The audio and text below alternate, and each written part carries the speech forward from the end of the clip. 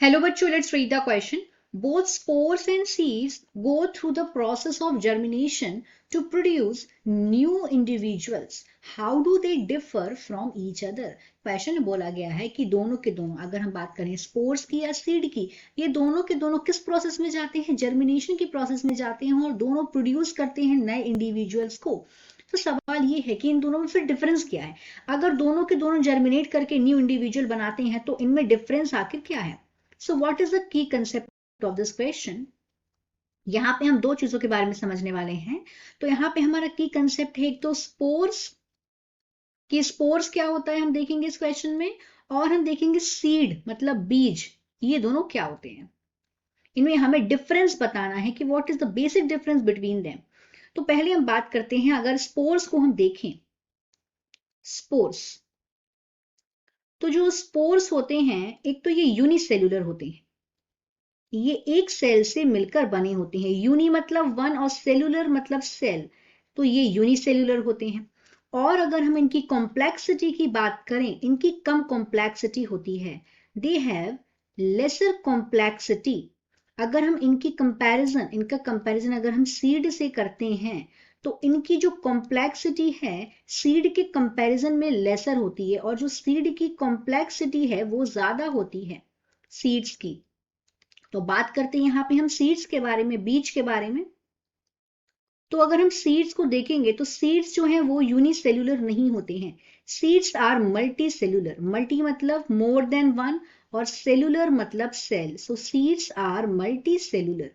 और अगर हम इनकी कॉम्प्लेक्सिटी की बात करेंगे, क्योंकि यहाँ पे हमें करना है कंपैरिजन, तो इसकी जो कॉम्प्लेक्सिटी होती है वो ग्रेटर कॉम्प्लेक्सिटी होती है। अगर इसका हम कंपेयर, अगर सीड का कंपेयर हम करेंगे स्पोर्स के साथ, देन स्पोर्स, तो सीड्स की जो कॉम्प्लेक्सिटी होती है स्पोर्स की तुलना में ज्यादा होती है, और एक जो सीड है वो मल्टीसेलुलर होता है, जो स्पोर्स हैं वो यूनिसेल्युलर होते हैं।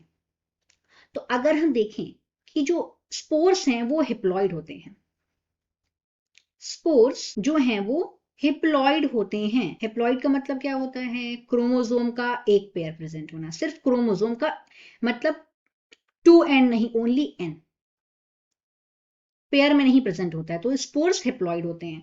तो वहीं अगर हम सीड्स की बात करें, बीजों की, तो जो सीड्स होते हैं ये डिप्लॉइड होते हैं, दीज आर डिप्लॉइड। या फिर जो स्पोर्स हैं उनको हम लोग हिप्लॉइड गैमेटोफाइट ही बोलते हैं, और जो सीड्स हैं उनको डिप्लॉइड जाइगोट या डिप्लॉइड स्पोरोफाइट भी बोलते हैं।